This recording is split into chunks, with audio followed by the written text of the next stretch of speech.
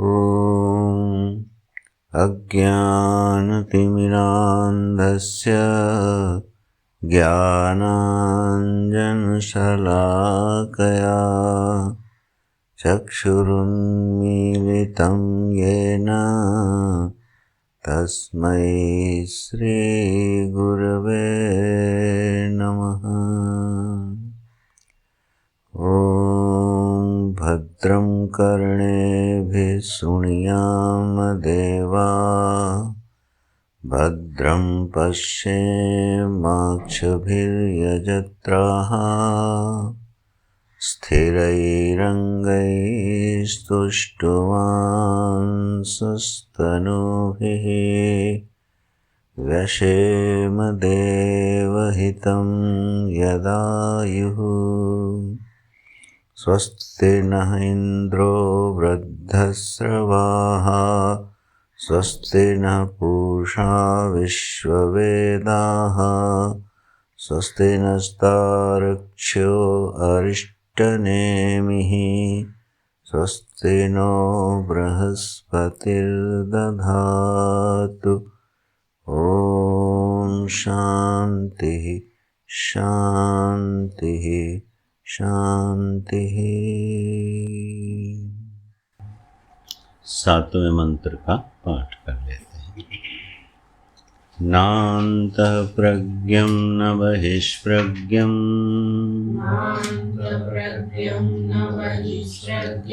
No भयतः प्रज्ञं न प्रज्ञानघनं न प्रज्ञं नाप्रज्ञं अदृष्टं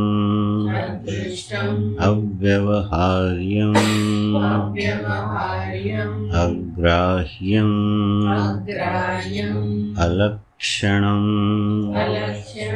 अचिन्त्यं अव्यपदेश्यम् एकात्मप्रत्ययसारम् प्रपञ्चोपशमं शान्तं शिवं अद्वैतं चतुर्थं मन्यन्ते स आत्मा स विज्ञेयः।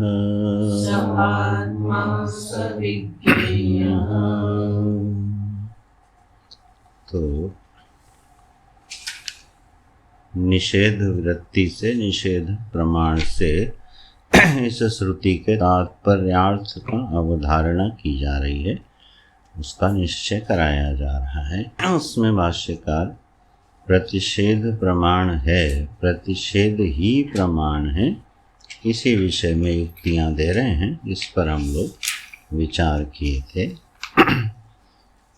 इसमें प्रतिषेध प्रमाण ही है, इस पर जो जोर दिया जा रहा है उसमें कई कारण हैं जिससे कि प्रमा बिल्कुल शुद्ध हो और ब्रह्म वस्तु जो अप्रमेय है वह यथार्थ रूप में उपलब्ध हो जाए, जैसा उसका स्वरूप है। इस विवक्षा से निश्चित प्रमाण का अवधारण किया जा रहा है। प्रमाण जो होता है वो प्रमेय वस्तु का अधिगम कराने के लिए प्रवृत्त होता है। यह प्रमाण का स्वभाव है। प्रमाण माने होते हैं ज्ञान का साधन। तो जो ज्ञान का साधन है, जो प्रमाण है, वो प्रमेय वस्तु का ठीक ठीक निर्धारण कर दे। अगर प्रमाण गलत हो जाएगा तो प्रमेय वस्तु का निर्धारण सही नहीं होगा। जैसे एक हस्ती है, हाथी है, तो उसके पूरे स्वरूप का निर्धारण करने के लिए जो पंचेंद्रियों से उसको ग्रहण किया गया, तब उसकी एक प्रमा बनती है।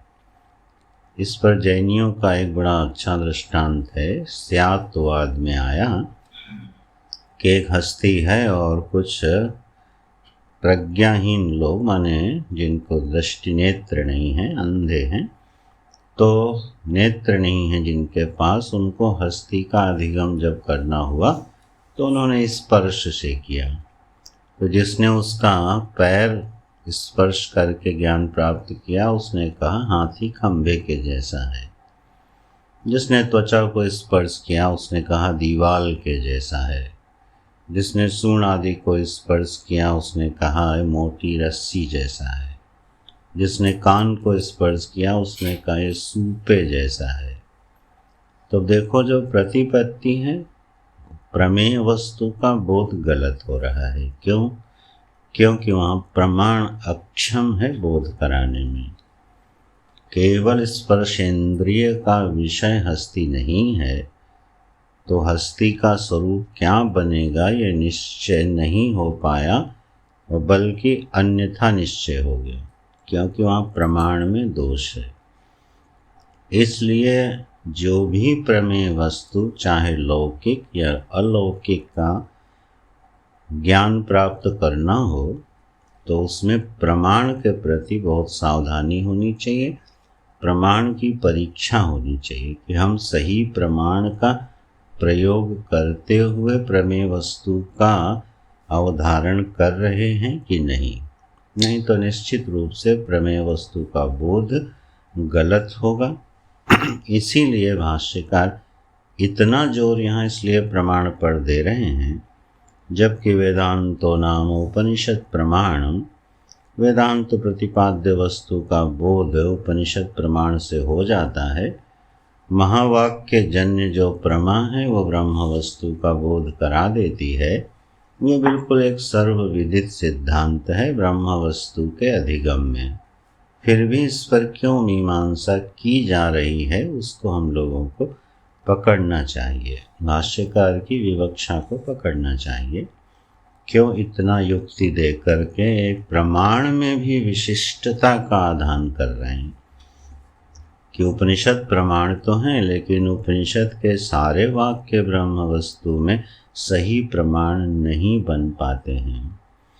माने आप उपनिषद उठाओ और कोई भी वाक्य पढ़ लो तो उससे ब्रह्म की प्रतिपत्ति हो जाएगी, ऐसा नहीं है। तो कौन से वाक्य हैं जो ब्रह्म की यथार्थ प्रतिपत्ति कराते हैं और उनका स्वरूप क्या है, इस पर विषय चल रहा है। यही इस विषय पर विस्तार हो रहा है।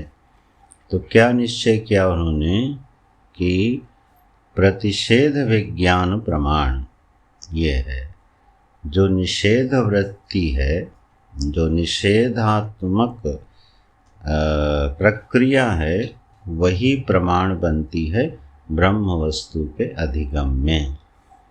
तो बोले विधि मुख से नहीं बनता, बोले नहीं, मना कर दिया उसको कि जो विधि परायण वाक्य हैं, विधि मुख से जो ब्रह्म का निर्देश करते हैं, उससे ब्रह्म प्रतिपत्ति नहीं हो सकती, क्योंकि शब्द वाच्यत्व नहीं है, ये पूर्व में सिद्ध कर चुके हैं।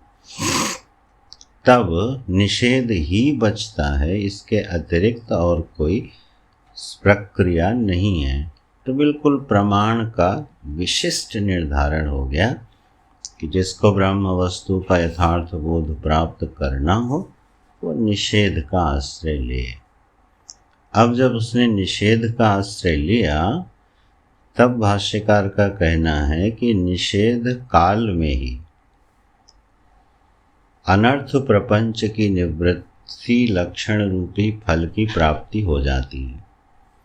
यह निषेध प्रक्रिया क्या कराएगी? बोले क्षणांतर की अपेक्षा नहीं करेगी कि आज निषेध कर रहे हैं और भविष्य में हमको ब्रह्म वस्तु की उपलब्धि होगी, और तत्जनित अज्ञान जनित जो अनर्थ प्रपंच है उसकी निवृत्ति होगी, जिसको हम लोग अपनी साधारण भाषा में विभाग किए बैठे हैं। अभी हमें परोक्ष ज्ञान हो गया है, अपरोक्ष ज्ञान होना बाकी है। इस तरह की जो अनुभूति है वह दोषपूर्ण है। ब्रह्म में परोक्षता अपरोक्षता का विभाग नितांत काल्पनिक है, आविद्यक है। तो यह इस समझ के साथ रहना कि अभी मैंने समझ तो लिया है, अभी मुझे इसको जीना बाकी है। ये वाक्य कर्णप्रिय हो सकते हैं, सैद्धांतिक रूप से सही नहीं है, सुनने में बड़े अच्छे लगते हैं। देखो देखो, मैंने अभी समझ तो सब लिया है, लेकिन जब तक हमारे जीवन में सब उतर न जाए तब तक बात बनती नहीं। ये बात धर्मशास्त्र के संबंध में सही है, कर्मशास्त्र के संबंध में बिल्कुल सही है। वहाँ अगर ज्ञान परोक्ष रहा और जीवन में नहीं आया तो उसका कोई प्रयोजन नहीं है।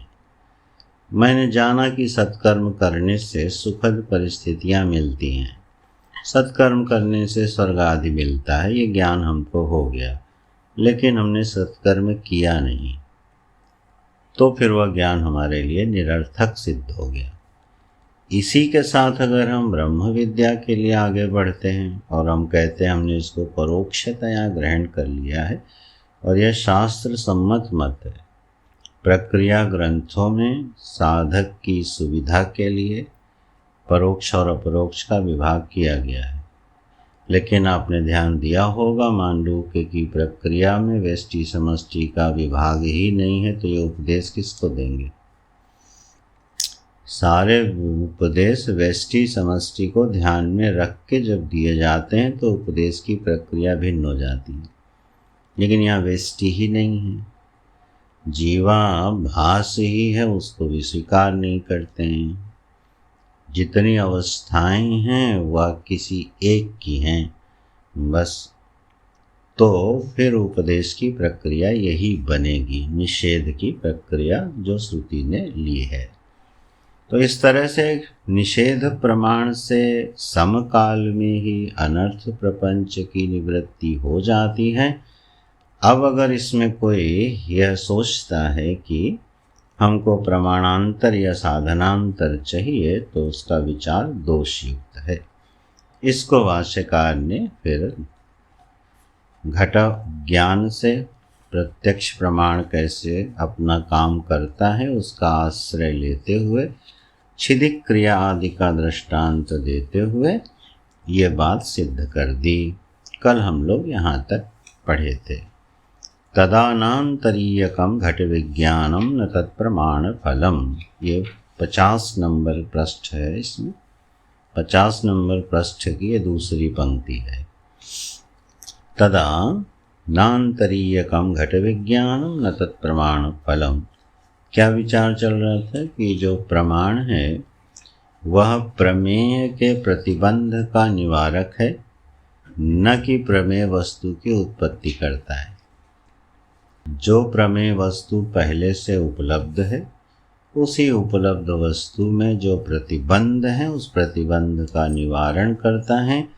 इसलिए जो घट विज्ञान है वो प्रमाण का फल नहीं है, प्रमाण जो है निवर्तक है, वो अविद्या का निवारण करता है। यह बात सिद्ध हुई। अब इस दृष्टांत को दार्ष्टान्त में घटाते हुए पंक्ति लिख रहे हैं। ये कल का था, इसी के बिल्कुल क्रम में वो ऊपर दृष्टांत है, अब नीचे दार्ष्टान्त में सिद्ध करते हैं। क्या? न च तद्वत् अपि आत्मनि अध्यारोपित अंतः प्रज्ञत्वादि विवेक करणे प्रवृत्तस्य प्रतिषेध विज्ञान प्रमाणस्य अनुपादित अंतः प्रज्ञत्वादि निवृत्ति व्यतिरेकेण तुरीये, अब ना इधर आएगा, ना तुरीये व्यापारोपपत्ति ही। क्या कह रहे हैं? तद्वत से देखिए, ना का अध्याहार इधर होना है।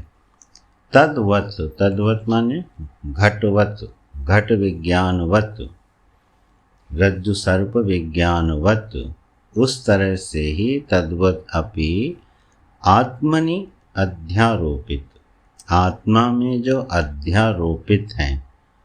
क्या अध्यारोपित हैं? बोले अंतः प्रज्ञत्वादि। यह जो अंतः प्रज्ञ, बहिष्प्रज्ञ और उभयतः प्रज्ञ, अप्रज्ञ, यह सब मुख्य रूप से अंतः प्रज्ञ, बहिष्प्रज्ञ और सुसुप्त स्थान प्राज्ञ, तो ये क्या है, अध्यारोपित हैं। किसमें हैं, आत्मनि। तो आत्मा में ये अध्यारोपित है। अध्यारोपित का अर्थ होता है विकल्पित हैं, विवर्त हैं, ठीक है, प्रतीति कोटि के हैं। तो ये सारे विकल्प हैं, अंतः प्रज्ञा आदि।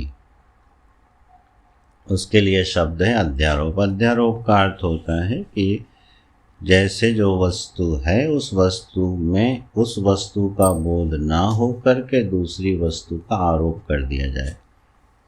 रज्जु में रज्जु का ज्ञान ना हो के सर्प का अध्यारोप कर दिया जाए, उसको बोलते हैं अध्यारोप। इसी में थोड़ा सा विषयांतर तो नहीं कहूँगा, लेकिन हाँ मूल अर्थ से थोड़ा हटके है। जितनी उपासनाएं हैं वो भी अध्यारोपित होती हैं। जितनी भी उपासनाएं हैं वो अध्यारोपित हैं। कैसे? बोले अच्छा बताओ, जब हम देवालय में जाते हैं तो प्रतिमा में विष्णु का आरोप करते हैं कि नहीं करते? क्योंकि वहाँ वस्तु क्या है, प्रमेय सिद्ध वस्तु प्रत्यक्ष प्रमाण से क्या है, काष्ठ पाषाण आदि की प्रतिमा। लेकिन उसमें आरोप किसका हुआ, विष्णु का। गुरु में ब्रह्म बुद्धि, ये आरोपित है कि नहीं है? क्योंकि गुरु तो प्रमेय सिद्ध वस्तु तो देह है प्रत्यक्ष आदि प्रमाण से। लेकिन हम क्या कहते हैं, नहीं, गुरु ब्रह्मा गुरु विष्णु गुरुदेवो महेश्वर। तो ये क्या हो गया, अध्यारोप हो गया।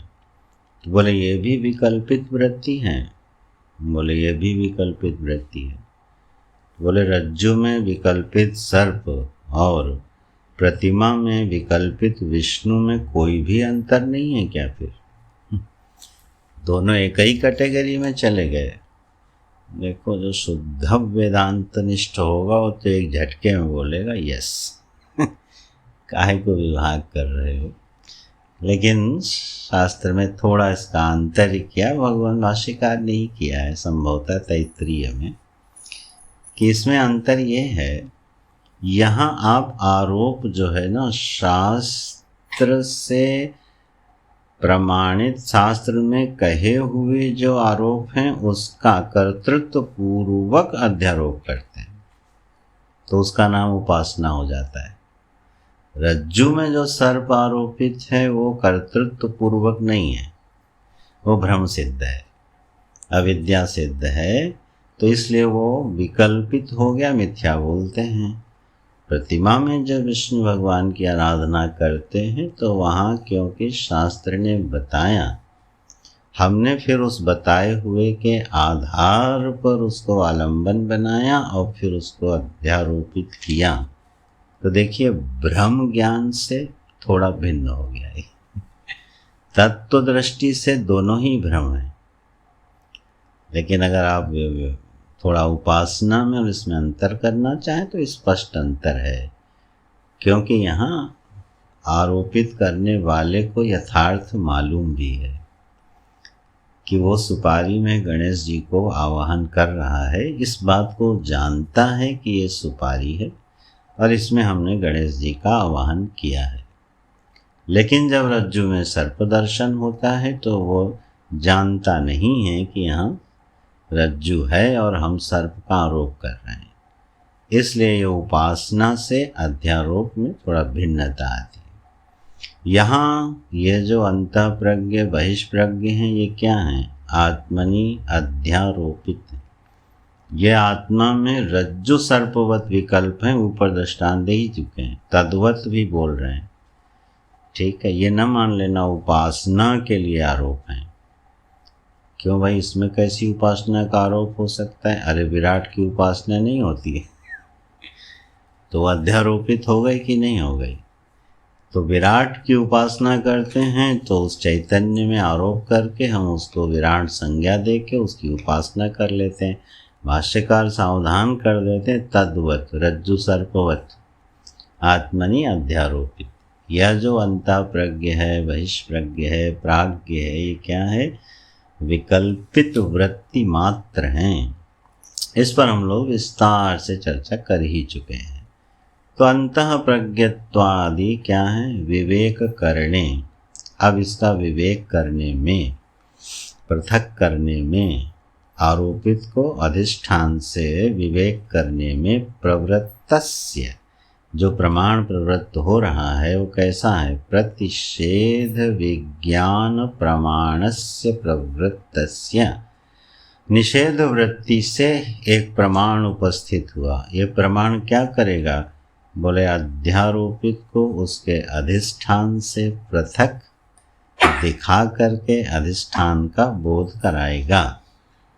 तो यह निषेध वृत्ति प्रमाण रूप में उपस्थित हो करके अनुपादित, अनुपादित का मतलब होता है अनिष्ट, अनिच्छ, जो नहीं चाहा गया है, जिसकी इच्छा नहीं है, जो अनिष्ट है, उन अनिष्ट अंतः प्रज्ञत्वादि का निवृत्ति कराने, निवृत्ति व्यतिरेकेण, बस उसकी निवृत्ति के साथ ही यह प्रमाण अपना काम करता है।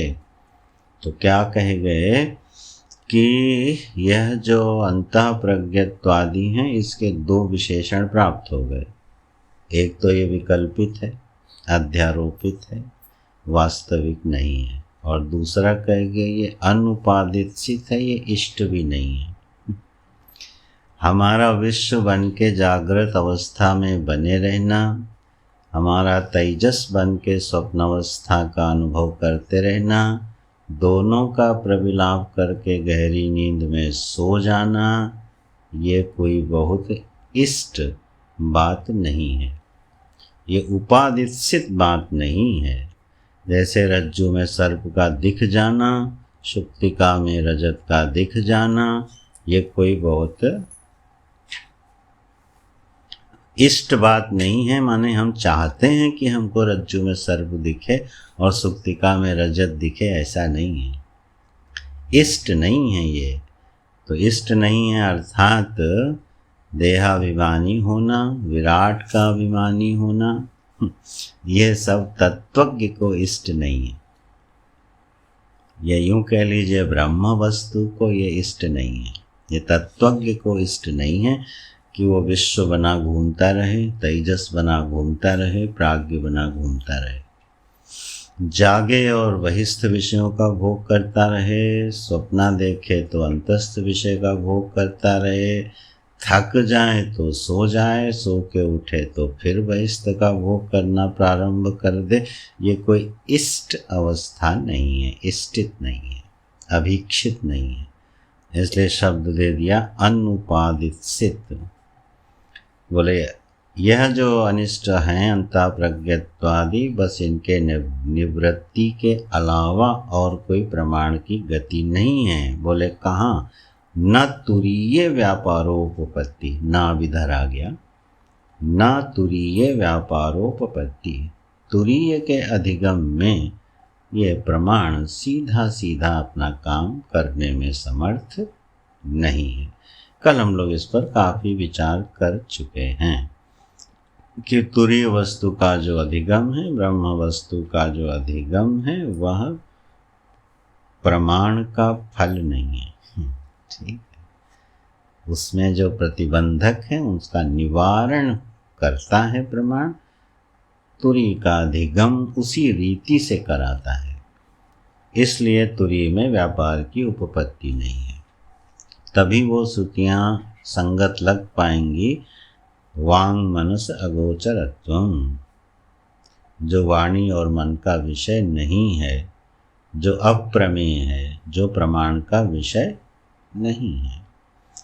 जब शास्त्रार्थ होते हैं विद्वानों के बीच में तो इन पर बड़ी झाएं झाएं रहती है कि भाई आपने उसको अप्रमेय बोल दिया, अप्रमेय बोल के अप्रमाण भी बता रहे हो। अब ये तो बद तो व्याधार दोष हो गया।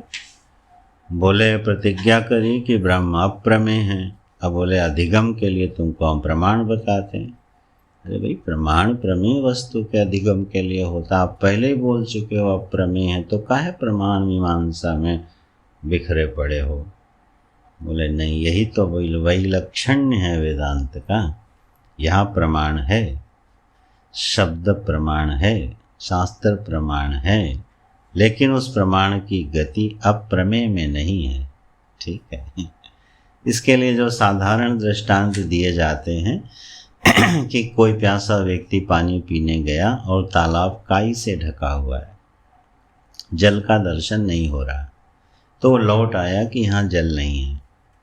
तब किसी कुशल वेत्ता ने कहा, नहीं नहीं, ऐसा करो, तुम जाओ, उस पे हाथ लगाओ और उसको हिलाओ तो तुम्हें जल का दर्शन होगा, प्यास बुझेगी। तब वो गया, उसने गहरी घनी जो काई लगी थी शैवाल उसको हटाया, हटाने के बाद उसको जल की प्राप्ति हो गई। तो अब जल की जो प्राप्ति हुई उसमें हेतु क्या बना? जल की उत्पत्ति नहीं हुई, जल पूर्व में विद्यमान है, तो उस क्रिया ने जल की उत्पत्ति नहीं करी। लेकिन दूसरी सच्चाई ये भी है कि वो प्यासा था, उसने काई हटाई और उसकी प्यास भी बुझ गई। अभी दोनों तथ्य आप एक साथ लेके चलो। यह वस्तु अप्रमेय है, ठीक है, लेकिन उपलब्ध तो नहीं है ना। ब्रह्म की आनंद रूपता उपलब्ध तो नहीं है, यद्यपि वो आनंद स्वरूप है। तो अब बात तो वही हो गई ना, आनंद का पिपासु, उसकी तो आनंद की तृप्ति हुई नहीं ना, प्यास तो उसकी बुझी नहीं। तो वेदांत फिर किस तरह से उसकी तृप्ति करेगा? तो उसने कहा कि जो आनंद रूपता में प्रतिबंध है, क्या प्रतिबंध है? अंतः प्रज्ञ, बहिष्प्रज्ञ, प्राज्ञ, ये प्रतिबंध है। इसका निषेध तुम कर दो तो तुम्हारी आनंद रूपता तुमको उपलब्ध हो जाएगी। तो प्रमाण निष्प्रयोजन नहीं हुआ। यद्यपि वह प्रमेय वस्तु में न तो उसकी गति है और न उपलब्धि करा रहा है, लेकिन निष्प्रयोजन नहीं है, क्योंकि हमारे प्रयोजन की पूर्ति करा रहा है। बस इसी सिद्धांत को लेकर वेदांत आगे बढ़ता, और ये बड़ा महत्वपूर्ण सिद्धांत है, क्योंकि इससे साधना की प्रयास की दिशा बिल्कुल निश्चित हो जाती है कि वह दिशा क्या है जिस दिशा में आगे बढ़ के इस कार्य को सिद्ध करना है, प्रमेय की उपलब्धि, अप्रमेय की उपलब्धि करनी है। वो स्वामी जी ने जैसे इसको कहा ना, वो अस प्रभु अछत हृदय अविकारी, सकल जीव जग दीन दुखारी। बोले आनंद रूप परमात्मा जो है सभी के हृदय में विराजमान रहता है, लेकिन फिर भी सारे जीव दीन दुखी होके संसार में भटकते रहते हैं। तो आनंद रूप परमात्मा ज्ञान रूप अस्तित्व हमारा स्वरूप होते हुए नित्य उपलब्ध है, लेकिन ये जो दीनत्व है, दुखित्व है, शोक है, मोह है, इसका जो प्रतिबंध है उसका निवारण ये प्रमाण कर रहा है। इस बात को भाष्यकार सिद्ध करते हैं। तो न तुरीय व्यापारोपपत्ति अंतः प्रज्ञत्वादि निवृत्ति समकालम एव प्रमातृत्वादि भेद निवृत्ते है। बिल्कुल टिके पड़े। अंतः प्रज्ञत्वादि की जब निवृत्ति होती है तो समकाल में ही प्रमातृत्वादि भेद कराने वाला जो अज्ञान है उसकी निवृत्ति हो जाती है। क्षणांतर या कालांतर वहाँ अपेक्षित नहीं है। तथा च वक्ष्यति, ऐसे ही श्रुति कहती है, ज्ञाते द्वैतम न विद्यते। जैसे ही इस अप्रमेय वस्तु का बोध होता है, प्रतिबंधों का निवारण होता है, ऐसा जानते ही द्वैत विद्यमान नहीं रहता। यह द्वैत जगत जो अपने से भिन्न होकर के सुख दुख का हेतु बनता रहता है, यह ज्ञान होते ही निवृत्त हो जाता है। समकाल में ही इसकी निवृत्ति हो जाती है, ऐसा श्रुति भी कहती है।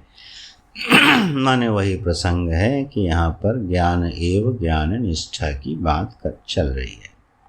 इति, तब कहते हैं इति ज्ञानस्य द्वैत निवृत्ति क्षण व्यतिरेकेण क्षणांतर अनवस्थानात्, ये नहीं लगना चाहिए इसमें, जो क्या फुल स्टॉप बोलते हैं, क्षणांतर अनवस्थानात् अवस्थाने च अनवस्था प्रसंगात् द्वैत निवृत्ति, द्वैत अनिवृत्ति। ठीक। क्या कह रहे हैं कि ज्ञान, यह प्रमाण जब अपना कार्य प्रारंभ करता है तो द्वैत की निवृत्ति कर देता है। द्वैत की निवृत्ति के क्षणांतर में अद्वैत का बोध नहीं होता, समकाल में ही अद्वैत का बोध होता है। अगर ऐसा नहीं मानोगे तो अनवस्था दोष की प्राप्ति हो जाएगी, और अनवस्था दोष की प्राप्ति हो गई तो द्वैत की निवृत्ति नहीं होगी, अद्वैत की प्राप्ति नहीं होगी। अनवस्था प्रसंगा द्वैत अनिवृत्ति है, फिर अनवस्था की उपस्थिति हो जाएगी, द्वैत की निवृत्ति नहीं होगी। विचार में दो दोष माने गए हैं, हम स्मरण दिलाते हैं। एक अनवस्था दोष होता है, एक चक्रिका पत्ति दोष होता है। यह अनवस्था दोष का वर्णन कर रहे हैं। अनवस्था दोष क्या है, किसी अन्य दृष्टांत से पहले समझ लें। अनवस्था दोष का मतलब होता है विचार किसी निश्चय पर पहुंचे ही ना। ठीक। जैसे पृथ्वी का कारण क्या है, जल, जल का कारण अग्नि, अग्नि का कारण वायु, वायु का कारण आकाश, आकाश का कारण तन्मात्रा, उसका कारण अहम, अहम का कारण महत, महत का अव्यक्त, अव्यक्त का पुरुष। अब फिर जब याज्ञवल्क्य से प्रश्न पूछा उसका कारण, तब कहते हैं अति प्रश्न मत करो, अति प्रश्न मत करो, नहीं तो मूर्धा व्यपतिष्यति, तुम्हारा सिर गिर जाएगा। माने तुम्हारी बुद्धि कहीं ठहरने वाली नहीं है। उस पुरुष का कोई कारण नहीं है, वो स्वयंभू अजन्मा अनादि सत्व है, तत्व है। अब कहाँ भी विचार को विश्राम मिला कारण मीमांसा में, जब हमने एक वस्तु ऐसी मानी जो कार्य कारण भाव से अतीत स्वतः सिद्ध अजन्मा है। एक ऐसी वस्तु को मानना जिसका कोई कारण नहीं है, ये अनिवार्य है। अगर नहीं माना तो अनवस्था मिलेगी, कहीं विश्राम मिलने वाला नहीं है। जैसे कभी बचपन में होता था ना, ये आकाश है, उसके पीछे क्या, उसके पीछे क्या, उसके पीछे क्या है। अब पीछे का कोई अंत बुद्धि का की ये अनवस्था है। अरे एक दिन विचार करते करते ऐसे ही, जैसे पृथ्वी है, कोई पृथ्वी जो है हवा में लटकी है। ठीक यार, आधार तो कुछ होना चाहिए, आधार आधार, और हर आधार के पीछे आकाश। तो बुद्धि व्याकुल हो गई कि आप क्या हो, हवा में लटके हो और आधार कहीं है ही नहीं। किसी ग्रह, किसी उपग्रह का कोई आधार नहीं है, क्योंकि जो भी आधार अंतिम मानोगे उसके पीछे आकाश होगा, वो भी हवा में होगा, तो अनवस्था हो गई ना। आधार की खोज आकाश में नहीं मिलेगी और बुद्धि व्याकुल हो जाएगी। तो अनवस्था के ऐसे बहुत प्रसंग आते हैं। लौकिक दृष्टांत दें, किसी विषय, किसी समस्या का हम समाधान चाहते हैं, अंतहीन विकल्पों की जब झड़ी लग जाती है तो आदमी झुंझला के चुप हो जाता है। चलो हुई है वही जो राम रचि राखा, छोड़ो यार हमें नहीं सुलझानी है समस्या, क्योंकि बुद्धि वहाँ एक विकल्प देती है, वही बुद्धि उस विकल्प को खंडित कर देती है, फिर एक विकल्प दे देती है, और अंत में आदमी थक जाता है। इसको बोलते हैं अनवस्था, और ये एक विचार का दोष है। हमारा कोई भी विचार ऐसी अवस्था में पहुंच रहा हो जहाँ बुद्धि निश्चय न कर पा रही हो, स्थित ना हो पा रही हो, वो अनवस्था कहलाती है। अहम अस्मि एक प्रत्यय है। ठीक है, अब सोचो, मैं हूँ, इस मैं हूँ का ज्ञान किसको हो रहा है? बोले मुझे। बोले जिसको ज्ञान हो रहा है उसका भी ज्ञान हो रहा है ना? बोले हाँ। बोले फिर उसका जिसको ज्ञान हो रहा है उसका भी किसी को ज्ञान हो रहा है कि नहीं। अब यहाँ देखना, बुद्धि भ्रमित होकर चकरा जाएगी, व्याकुल हो जाएगी। अच्छा मैं हूँ, इस बात को मैं तो जानता हूँ, मैं जानता हूँ, इस बात को भी मैं जानता हूँ, अब उस बात को भी कोई जानता है तो कहाँ रुकोगे? ये अनवस्था हो गई। इसका समाधान क्या है?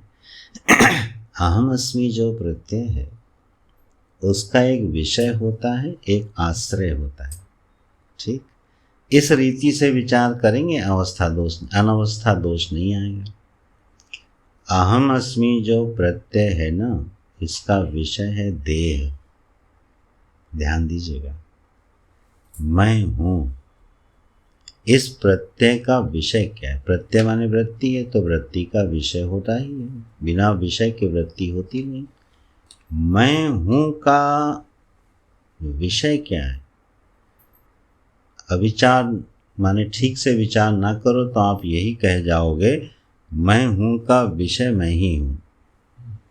यह अन्योन्याश्रय दोष हो गया, क्योंकि कभी कर्ता कर्म और कर्म कर्ता नहीं होता है, व्याकरण का सूत्र है। ठीक है, मैं स्वयं अपना आश्रय नहीं हो सकता। तो अहम अस्मि का विषय क्या है? मैं ही विषय और मैं ही विषयी, ये होता नहीं। हालांकि इस बात को बहुत से दार्शनिक नहीं मानते, बोले नहीं, मैं ही दो विभक्त हो जाता हूँ विषय विषयी में, वो प्रसंग अलग है। तो अहम अस्मि प्रत्यय का विषय क्या है? बोले देह। देह को हटा के अहम अस्मि का प्रत्यय बना के दिखाओ। स्थूल देह ना हो विश्व में, स्वप्न में गए तो स्वप्न का देह ना हो, सुषुप्ति में गए तो दोनों का अभाव ना हो, अभाव ज्ञेय ना हो, देहाश्रित ना हो, तो आप सिद्ध करके दिखाओ कि मैं हूं का बोध हो सकता है। मैं हूं का जो बोध है, यह बोध देहाश्रित होता है। इस प्रत्यय का विषय सीधा सीधा देह है।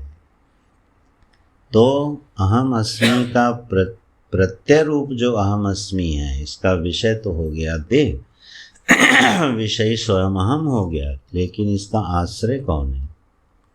आश्रय में वह ज्ञान वस्तु मिल जाएगी जहाँ अहम अस्मि का उदय होता है और अस्त होता है,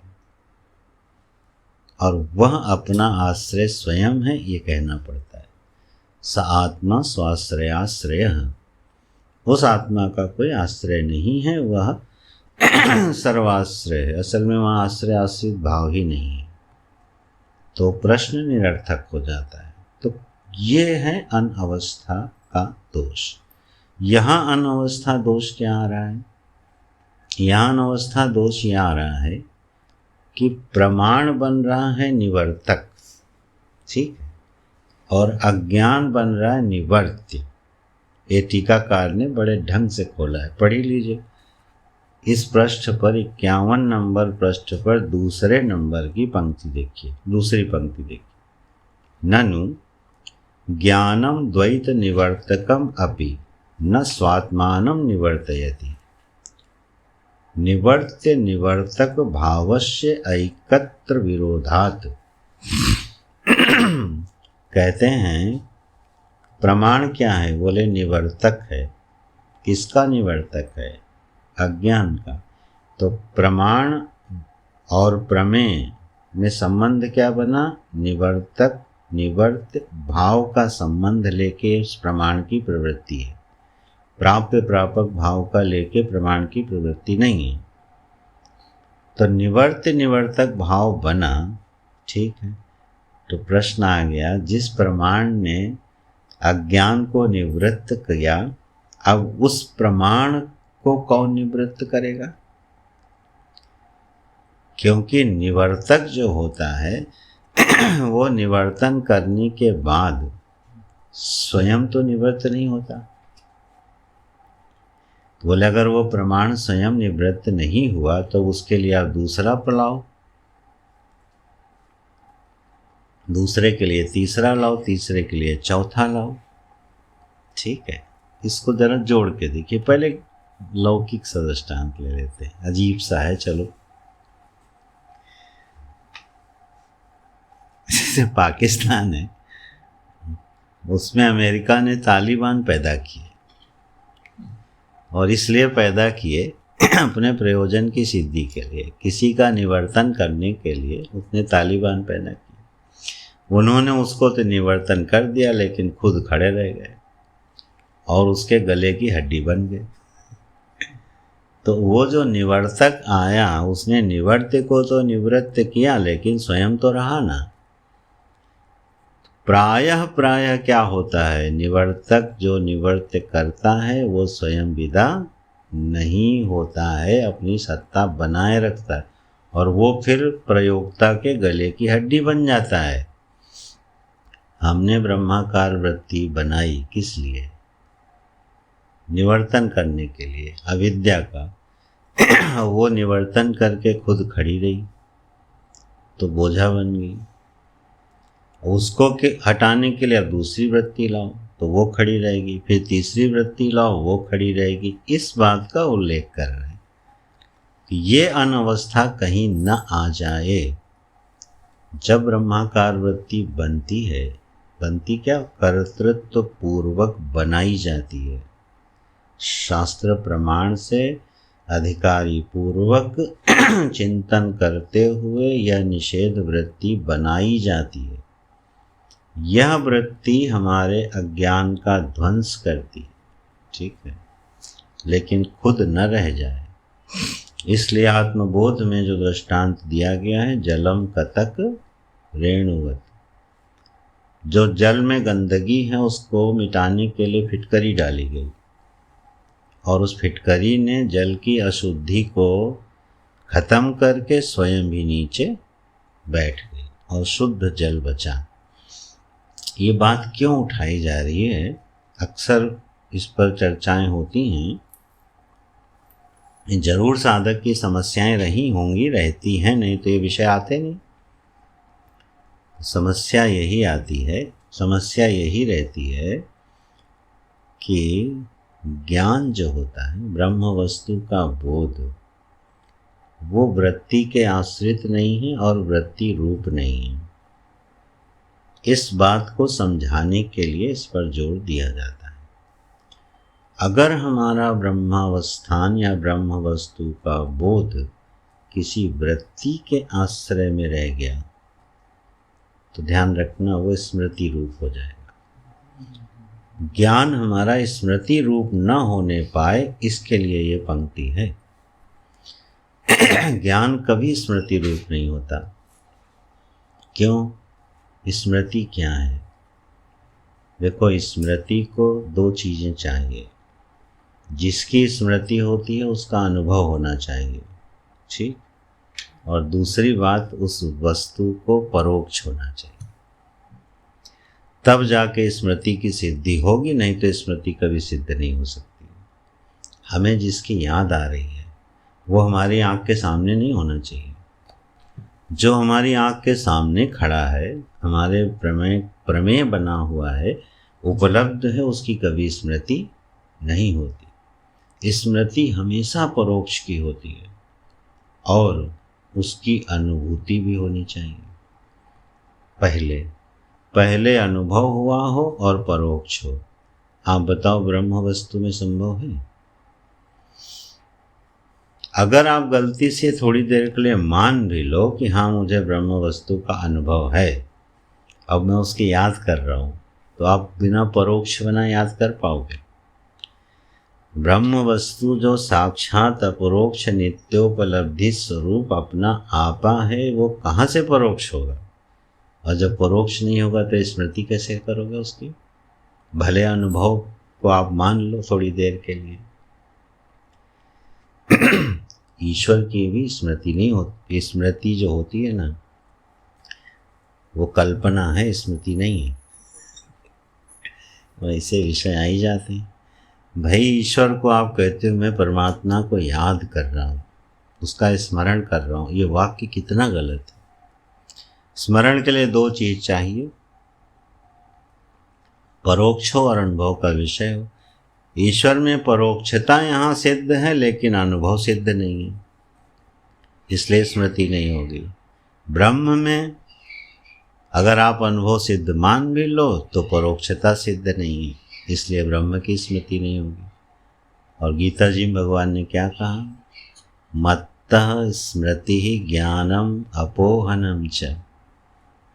गीता जी इसलिए कई बार परंपरा से ना पढ़ी जाए तो कंफ्यूज करेंगी, क्योंकि लास्ट में बोला है नष्टो मोह स्मृति लब्ध्वा, और वहाँ स्मृति का अर्थ लगाने में साफ साफ कह रहे हैं नष्टो मोह स्मृति लब्ध्वा, और पहले बोले हैं मत्तः स्मृति ज्ञानम अपोहनम च। मुझ अधिष्ठान में स्मृति आती है और चली जाती है।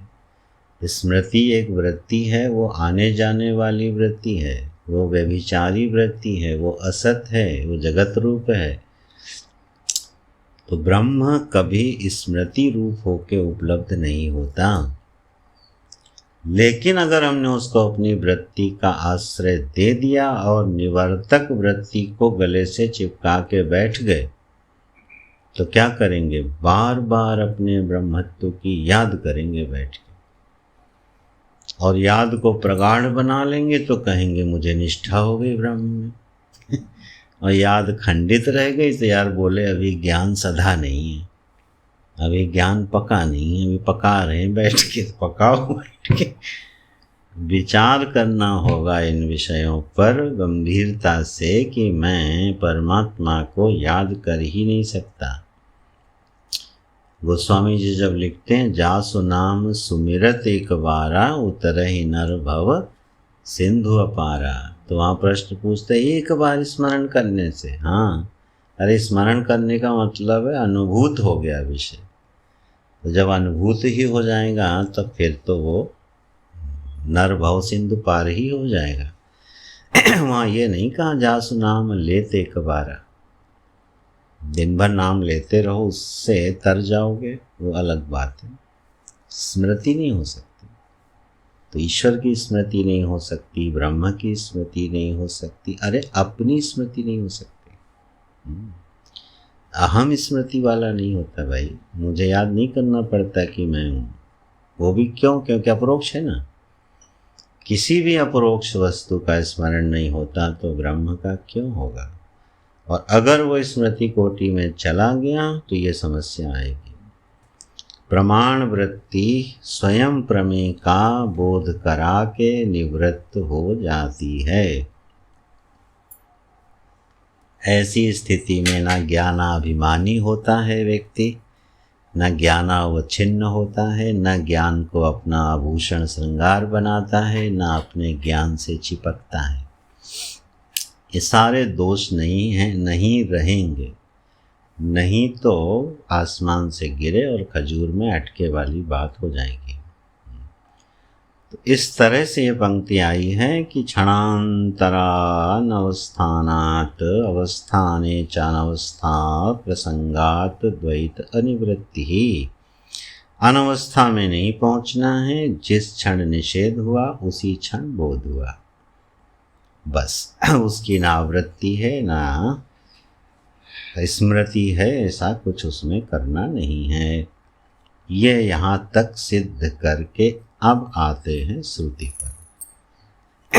तस्मात्, अब ये हेतु वाक्य, ये हो गया निगमन वाक्य, ठीक है। तस्मात्, इतना सब हमने बताया किस लिए। तस्मात् प्रतिषेध विज्ञान प्रमाण व्यापार समकाल एव आत्मनि अध्यारोपित अंतः प्रज्ञत्वादि अनर्थानि नहीं अनर्थ निवृत्ति इति सिद्धम। यही है शैली प्रतिज्ञा और उपसंहार, बीच में हेतु दृष्टांत और उपनय। अगर इस पर ध्यान गया हो तो पूरे पंचांग का आश्रय लिया है।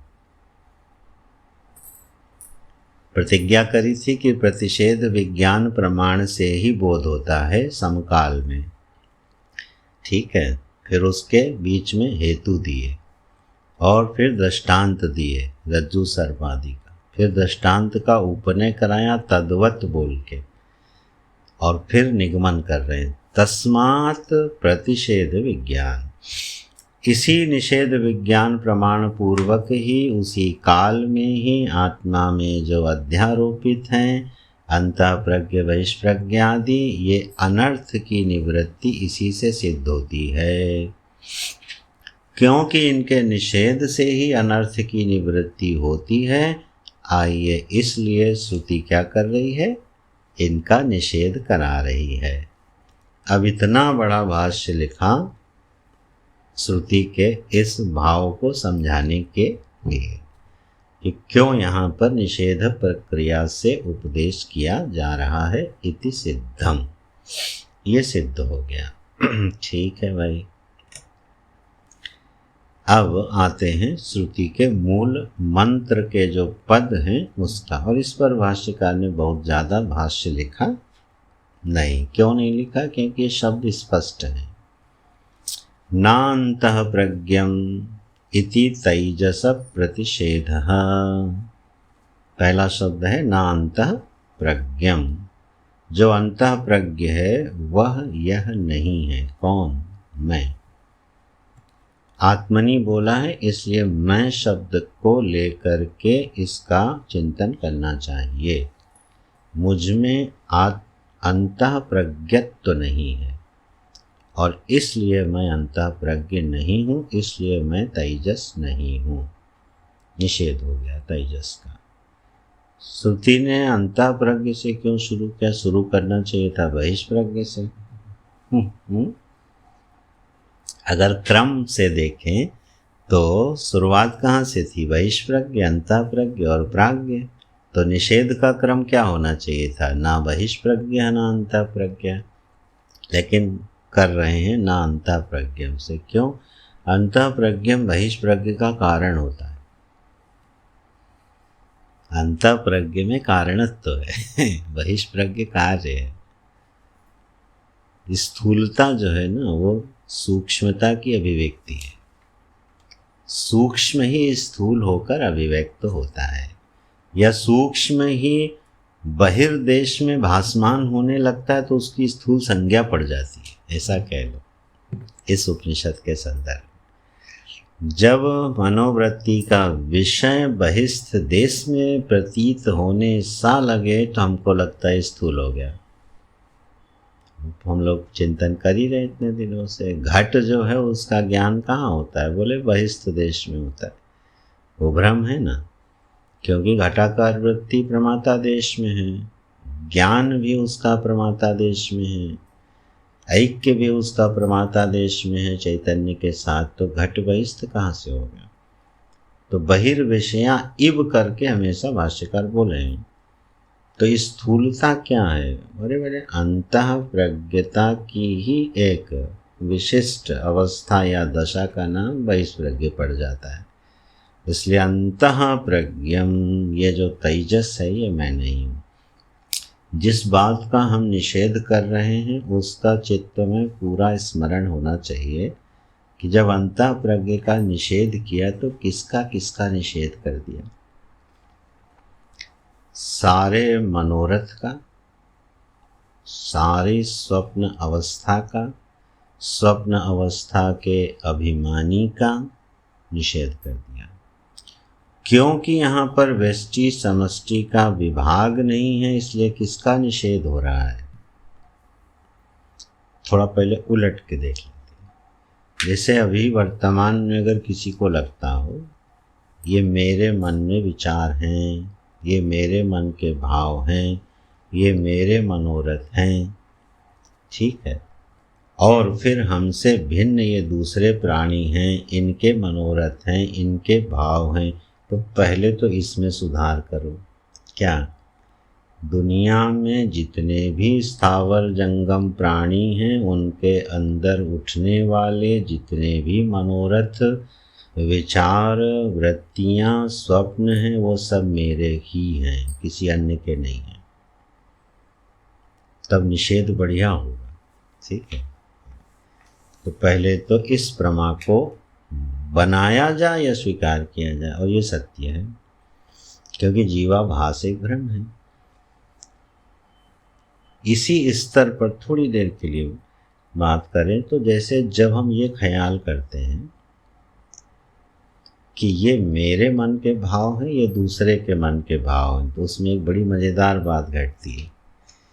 जो भाव मेरे मन में होता है और वो भाव किसी और के मन में है, और अगर वो बुरा भाव है तो उस समय जब दूसरे के मन में है तो वो व्यक्ति बुरा हो जाता है, और अपने मन में है तो वो व्यक्ति बुरा नहीं होता। आप ख्याल करके देखो, आसक्ति बड़ी खराब चीज़ है। अब मैंने किसी को बड़ा आसक्त देखा, यार ये देह में गेह में बड़ा आसक्त है और वेदांत की बात भी करता है, बड़ा बेईमान आदमी है, ईमानदार नहीं है, और उसके प्रति हम एक दृष्टि बना लेते हैं। देखो इतना आसक्त है और बड़ी बड़ी बात कर रहा है। लेकिन वही आसक्ति जब अपने अंदर होती है तब उतनी बुरी लगती है क्या?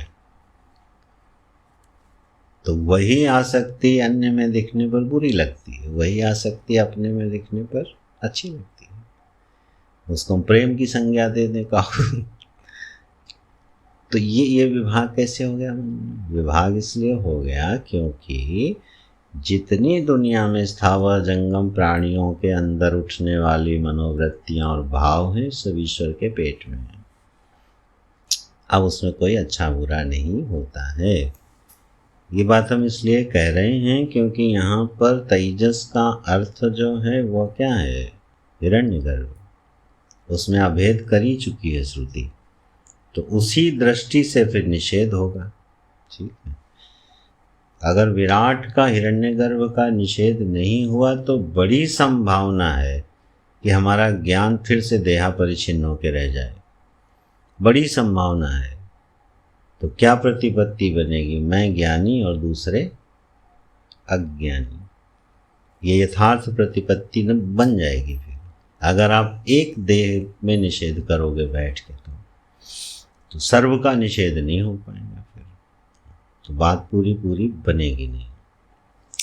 हमको लगता है कि ये जो मांडूक्य उपनिषद है, इसमें अधिकार की मांग न करते हुए भी बहुत बड़े अधिकारी की मांग की गई है। बाकी उपनिषद तो व्यष्टि को ध्यान में रख के शांतो दांता तितिक्षु परति मांगते हैं। ये उपनिषद बिना कहे कह रहा है कि तुम पहले व्यष्टि समष्टि का भेद मिटाओ तब पढ़ो। ये तो बहुत बड़े अधिकार की मांग कर रहा है। ठीक है, तो जब निषेध करना है तो निषेध जो है हिरण्यगर्भ का होना है, इस भाव से ही निषेध होना है। तो पहले प्रतिपत्ति भी होनी चाहिए कि तेजस ही हिरण्यगर्भ है। तो इस प्रकार से जो अंतः प्रज्ञ है वह न, यह आत्मा नहीं है। यह ज्ञान वस्तु अंतः प्रज्ञ नहीं है। अंतः प्रज्ञत्व हम में विकल्पित है, हम में आरोपित है, ऐसा निषेध कर दिया। फिर दूसरा निषेध करते हैं, न बहिष्प्रज्ञम इति। किसका निषेध हुआ? विश्व प्रतिषेधः। बहिष्प्रज्ञत्व का निषेध किया, बहिष्प्रज्ञता का निषेध किया तो पूरे विश्व का प्रतिषेध हो गया, विराट का प्रतिषेध हो गया। माने यह ज्ञान चैतन्य वस्तु ना विराट बनी है, ना हिरण्यगर्भ बनी, न इसमें महाप्रलय है, न इसमें उत्पत्ति है। ठीक है, ये सारे सिद्धांत जो है वो अहम के आश्रयभूत तत्व में उपलब्ध होने चाहिए इस प्रमाण वृत्ति से, निषेध वृत्ति से। तो बोले मैं बहिष्प्रज्ञ नहीं हूँ, तो बहिष्प्रज्ञ का अर्थ वही विश्व नहीं हूँ। वहाँ भी यही कह, यहाँ वहाँ पर भी यही विचार करना चाहिए, मैं विराट नहीं हूँ। ठीक है, जब हम विश्व बनते हैं तो एक देह के साथ जुड़ के मेरी विश्व संज्ञा नहीं मानी गई है। विराट के साथ जो है वो जो उपलब्धि है उसका नाम विश्व है। चैतन्य की विराट के रूप में जो उपलब्धि है उसका नाम विश्व है। और इस दृष्टि से कोई मेरा तेरा बनता नहीं है। इस पर हम लोग सत्संग कर चुके हैं। तो बहिष्प्रज्ञता का निषेध करते हुए विश्व का प्रतिषेध हो गया। श्रुति किसका निषेध कर रही है? प्रज्ञा का। भाष्यकार उसके साथ अर्थ करते हुए निषेध कर रहे हैं उसके अभिमानी का, है ना। श्रुति में जो निषेध प्राप्त है वो प्रज्ञा का है, न अंतः प्रज्ञा न बहिष्प्रज्ञा।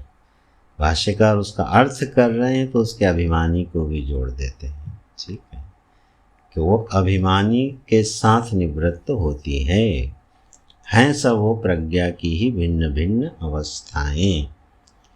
तो जब हमारी प्रज्ञा बहिर्विषया इव हो जाती है तो मेरा नाम बहिष्प्रज्ञ पड़ जाता है। उसी को जब मैं अपना स्वरूप मान लेता हूँ कि मैं बहिष्प्रज्ञ हूँ, तो फिर मैं विश्व होता हूँ, अभिमानी होता हूँ, और फिर अनर्थ की निवृत्ति नहीं, अनर्थ की प्राप्ति हो जाती है। इससे पूर्व जो शब्द दिया है भाष्यकार ने इन प्रज्ञाओं के लिए, उसके साथ जोड़ दिया अनर्थ। अनुपादित सित, अनर्थ, विकल्प, ये शब्द किसके लिए दे रहे हैं? प्रज्ञा और प्रज्ञा के अभिमानी के लिए। और अनर्थ की उत्पत्ति होती ही यहीं से है। ये जो दुख रूपी सुख रूपी संबित है, जो इसकी प्राप्ति है, ये अभिमान सिद्ध ही है, ठीक है, वस्तु सिद्ध कभी नहीं होती है। बस तादात्म्यापत्ति ही इसके मूल में है। इस पर बार बार विचार होते रहना चाहिए। यही अनर्थ है। अनर्थ को अगर केवल दो शब्दों में, दो अनुभूतियों में समेटना हो तो उसका नाम है सुख और दुख। सुख में फूल जाना, दुख में पिचक जाना, ये है अभिमानी का स्वभाव।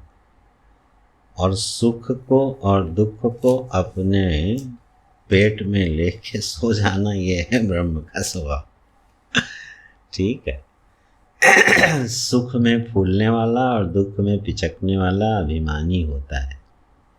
लेकिन सुख दुख का अवभाषक जो है, प्रकाशक जो है, या जिसके पेट में, गोद में ये दो वृत्ति, दो संबित विकल्पित हो गई हैं, उस पर दृष्टि जब जाएगी तो क्या मिलेगा? वो मात्र जैसा है एग्जैक्टली वैसा ही है। दुख रूपता जितनी भाषित होती है वो आनंद रूपता का ही पर्याय है। ये तो समझना ही होगा। बोले नरक में जाने से दुख होता है। अरे बोले जो ब्रह्मज्ञानी है उसके पेट में नरक भी रहता है, स्वर्ग भी रहता है। नरक गमन भी आनंददायी है और स्वर्ग गमन भी आनंददायी है। ये बिल्कुल पक्का है लक्षण। इसमें कोई अर्थवाद नहीं है, कोई अतिशयोक्ति नहीं है, बिल्कुल पक्का लक्षण है कि वह जो ब्रह्म वस्तु है और उसको जानने वाला कह लो, बिना अभिमानी हुए जो जान रहा है, वो सुख दुख के साथ खेलता है। सुख के साथ भी खेलता है और दुख के साथ भी खेलता है। दोनों मानो उसके खेल के विषय हो गए हैं, अवभाषक मात्र है और कुछ नहीं है। जब श्रुति सृष्टि की उत्पत्ति आनंद से बताती है, आनंद में इसकी स्थिति बताती है और आनंद में ही इसका लय बताती है, तो आप बताओ नरक कहाँ से आएगा? नरक रूपी दुख कहाँ से आएगा? बोले नरक रूपी दुख की उत्पत्ति का हेतु कब तक किसको बता रहे हैं? बोले आनंद को। तो आनंद में कहाँ से नरक आ गया? नरक भी जो है आनंद की एक अभिव्यक्ति है। बड़े विचित्र वाक्य हैं लेकिन सत्य हैं। जैसे नाटक होता है और उस नाटक में जो विभत्स दृश्य है वो आनंद का ही हेतु बनते हैं, दुख का हेतु नहीं बनते। बल्कि आप कोई हॉरर मूवी देखने जाओ और बिना डरे लौटाओ तो आप डायरेक्टर को गरियाते हो, कैसी फिल्म बना दी इसने। कोई हॉरर हॉरर चिल्लाते रहे और नाम मात्र का भी इसमें भय उपस्थित नहीं हुआ। तो अब आप देखो वो जो हॉरर है, जो भय है, ऐसे तो दुखद है, लेकिन दृष्टि बदली हुई है क्या? तो आनंद का हेतु बन गया। इसी तरह ईश्वर की दृष्टि से, ठीक है, ये जो जगत है उसमें नरक और स्वर्ग एक ही श्रेणी के हैं। इस बात को तत्वतः जो तत्वज्ञ जान लेता है निषेध वृत्ति से, अपने अंतः प्रज्ञत्व बहिष्प्रज्ञत्व आदि का निषेध कर देता है, उसका अभिमानी नहीं बनता है, उसकी दृष्टि ऐसी ही हो जाती है। उस पर ध्यान दिलाते हुए ये निषेध हो रहा है। तो न बहिष्प्रज्ञम इति विश्व प्रतिषेधः, अब बीच में एक और प्रज्ञा की स्थिति ले आए, नो भयतः प्रज्ञम इति। बोले ये उभय प्रज्ञ भी नहीं है। ये उभय प्रज्ञता क्या होती है?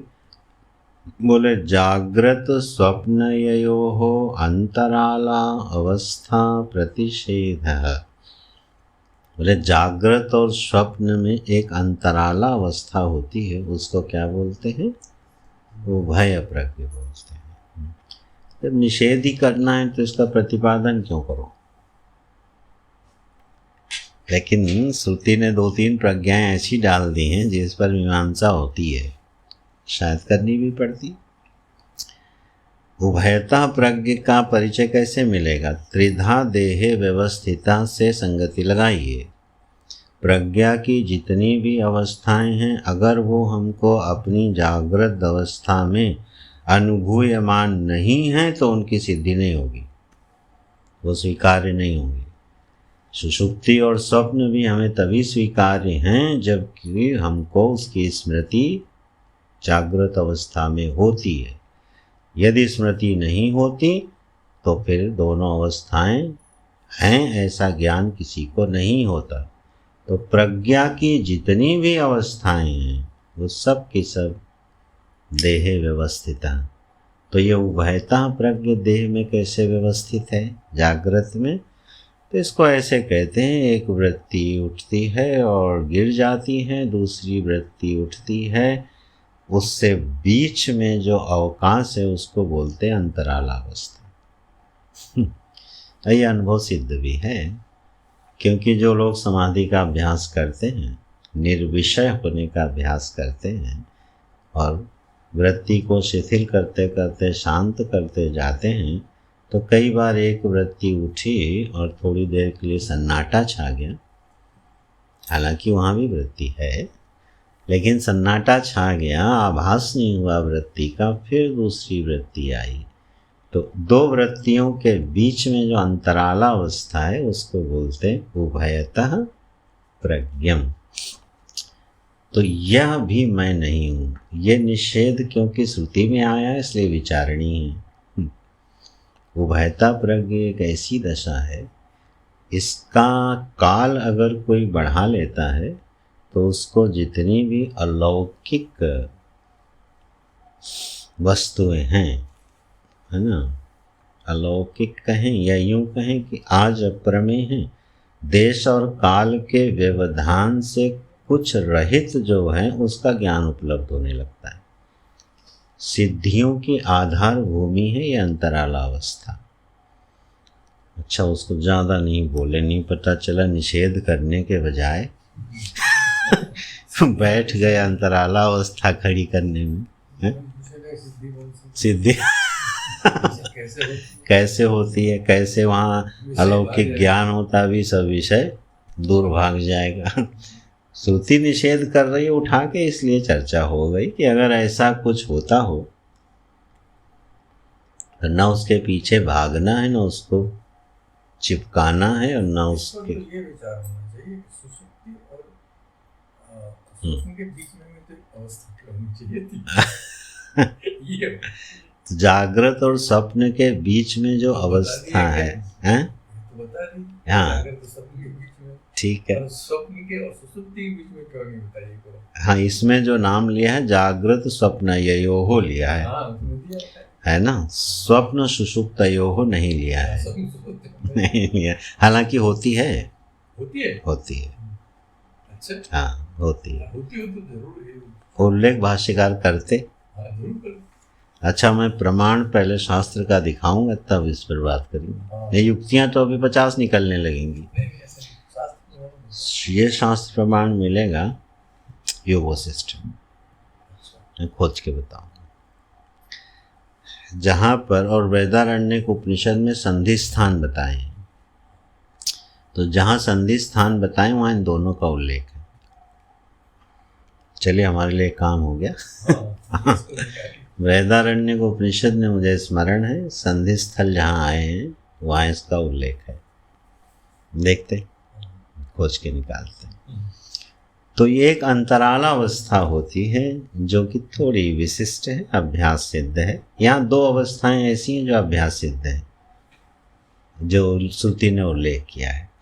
एक तो ये अंतरालावस्था है, ये अभ्यास सिद्ध है। अगर ये अभ्यास से सिद्ध होकर किसी के पास है तो उसमें अभिमान न करे, छोड़ दे। अच्छा, ये प्रतिषेध हो गया। अब न प्रज्ञान घनम इति सुषुप्तावस्था प्रतिषेधः, वो प्रज्ञान घन नहीं है ऐसा बोल के सुषुप्ति का निषेध कर दिया गया। सुप्तावस्था का जो अभिमानी प्राज्ञ है वो मैं नहीं हूँ, इसका निषेध कर दिया गया। तो जिन जिन अवस्थाओं का निषेध होता जाए उन अवस्थाओं से प्रेम नहीं होना चाहिए, ये परिणाम निकलना चाहिए। अच्छा, तो सुषुप्तावस्था प्रतिषेध, सुषुप्ति अवस्था का प्राज्ञ भी ने इसकी थोड़ी वर्णन करके एक शब्द डाल दिया, बीज भाव अविवेक रूपत्वात्। ये सुषुप्ति के लिए एक बड़ा विशिष्ट शब्द डाल गए। अगर अर्थ देखना है तो टीका की दो अंतिम पंक्तियां देखिए। टीका की, सुषुप्तम ही स्वप्न जागरिते प्रति बीज भावः तस्य अशेष विशेष विज्ञान अभाव रूपत्वात् विशेष विज्ञानानां सर्वेषां घनम एकं साधारणम अविभक्तम सुषुप्तम इति। ये व्याख्या करिए। ये जो बीज भाव अविवेक रूपत्वात् है ना, तो बीज भाव तो सिद्ध है, स्वप्न और जागृत के प्रति जो बीज भाव रहता है, ठीक। अब इन दोनों स्वप्न और जागृत का जहाँ पर अविवेक हो जाता है, पृथक पृथक ग्रहण नहीं होती है, तो वह अवस्था सुषुप्ति है। कहने का एक नया ढंग निकाल लिया।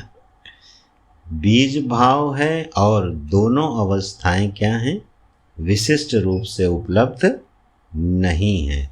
देखिए उसके के लिए क्या लिखते हैं, विशेष विज्ञानानां सर्वेषां घनम एकम। साधारणम, साधारणम का मतलब है अविभक्तम। अविभक्तम ज्ञानम, ज्ञान सामान्य जिसको बोलते हैं, ज्ञान विशेष नहीं। तो जहाँ ज्ञान विशेष का अभाव है और बीजात्मकता है, उस अवस्था का नाम है सुषुप्ति। बहुत ही सुंदर समेट दिया दो उस पद में। सुषुप्ति में विशेष ज्ञान नहीं होता, स्वप्न जागृतवत, और दोनों अवस्थाओं का कारणत्व बीज है। तो ऐसी एक अवस्था जहाँ दोनों अवस्थाओं का बीज है और पृथक रूप से उसकी उपलब्धि नहीं हो रही, विशेष ज्ञान नहीं हो रहा है, उसको बोलेंगे सुषुप्ति। बोले इस सुषुप्ति का भी निषेध है न, यह आत्मा में अध्यारोपित है, विकल्पित है, मेरा स्वरूप नहीं है। ठीक है, समाधि को सुषुप्त्यांतर्गत ही मानना चाहिए।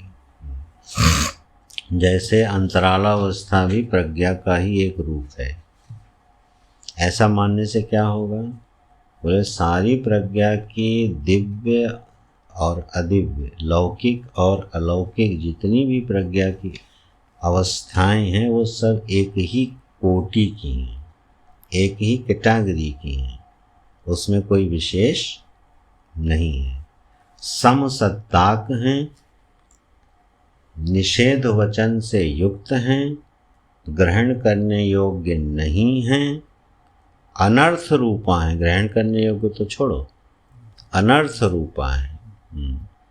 वो चाहे अंतरालावस्था की हो अथवा सुषुप्ति का मॉडिफाइड रूप समाधि रूप हो, वो सब अवस्था अनर्थ रूपा हैं इस दृष्टि से। चलिए एक और पढ़ लेते हैं, फिर कल पूरा करेंगे। न प्रज्ञम इति, यह एक अवस्था है जो थोड़ी व्यष्टि के लिए काल्पनिक लगती है। न प्रज्ञमिति युगपत सर्व विषय प्रज्ञातृत्व प्रतिषेधः। ठीक है, युगपत जो ज्ञान है उसका, इसका मतलब प्रतिषेध करने से पहले यह मानना पड़ेगा कि एक युगपत ज्ञान होता है, नहीं तो निषेध क्यों होता। अप्राप्त का निषेध नहीं होता ना, प्राप्त का ही निषेध होता है। तो ये युगपत ज्ञान वही हुआ देश काल के व्यवधान से, देश काल वस्तु के व्यवधान से रहित ज्ञान जो है वो युगपत ज्ञान है। इस पर भी हम लोग चर्चा कर चुके हैं। ईश्वर का जो ज्ञान है वो कैसा है, युगपत है, देश काल वस्तु के व्यवधान से रहित है। और ध्यान रखिएगा यहाँ बात एक ही की हो रही है, इसलिए यह ज्ञान अहम के साथ ही जुड़ा हुआ है, हमसे भिन्न नहीं है प्रज्ञा की अवस्था। तो ये युगपत ज्ञान है। इस पर हमारे टिप्पणीकार ने बड़ी मज़ेदार टिप्पणी दी है। ज़रा देखिए नीचे, सबसे नीचे जहाँ टिप्पणियाँ हैं 2 नंबर की टिप्पणी देखिए, आपके ग्रंथ में नहीं होगी, इसमें टीका नहीं, ये ग्रंथ आपके पास है। हाँ देखिए 2 नंबर की टिप्पणी देखिए, पार्थक्येन विराडादि निषेधम मनसि कृत्याः। मन में विराट की कल्पना करके उसका निषेध करते हुए युगपत कहा है। देख रहे हैं, मनसि कृत्य विराट आदि निषेधम पार्थक्येन। बोले ये क्या कहना चाहते हैं, बोले कहना यह चाहते हैं कि भाष्यकार ने मन में व्यष्टि समष्टि का विभाग करते हुए से विराट का निषेध करके युगपत का निषेध किया है। क्यों? क्योंकि ये व्यष्टि में अनुभूत अवस्था है नहीं, और निषेध किसको करा रहे हैं, जिसको प्रज्ञा की सारी अवस्थाओं का अनुभव हो जागृत में। तो अब प्रज्ञा की इस अवस्था का अनुभव तो विराट तादात्म्यापत्ति के बिना होने से रहा। तो मन में विराट के भाव को पृथक रूप से लेते हुए, ठीक है, इस बात को कहा युगपत इत्यादि। ये टिप्पणीकार ने अर्थ निकाला है, कल इस पर थोड़ी चर्चा हो जाएगी। चलो, युगपत सर्व विषय प्रज्ञातृत्व प्रतिषेधः। एक ऐसे भी प्रज्ञा की अवस्था होती है जहाँ पर आपको आपके ज्ञान को, इस ज्ञान को, प्रज्ञा रूपी ज्ञान को काल बाधित नहीं करता, देश बाधित नहीं करता। आज से 1000 साल पहले क्या हुआ था, एक काल बाधित होने से हमको नहीं मालूम। ब्रह्मलोक में क्या हो रहा है, देश बाधित होने से नहीं होता है। लेकिन एक ऐसे भी ज्ञान की अवस्था है जहाँ पर समस्त देश और काल युगपत अवभाषित है। तो वो युगपत ज्ञातृत्व जो है, प्रज्ञातृत्व है, वह भी जिसमें है वो आत्मनि अध्यारोपित है, विकल्पित है, और वह आत्मा का स्वरूप नहीं हो सकता है, उसका निषेध कर देना है।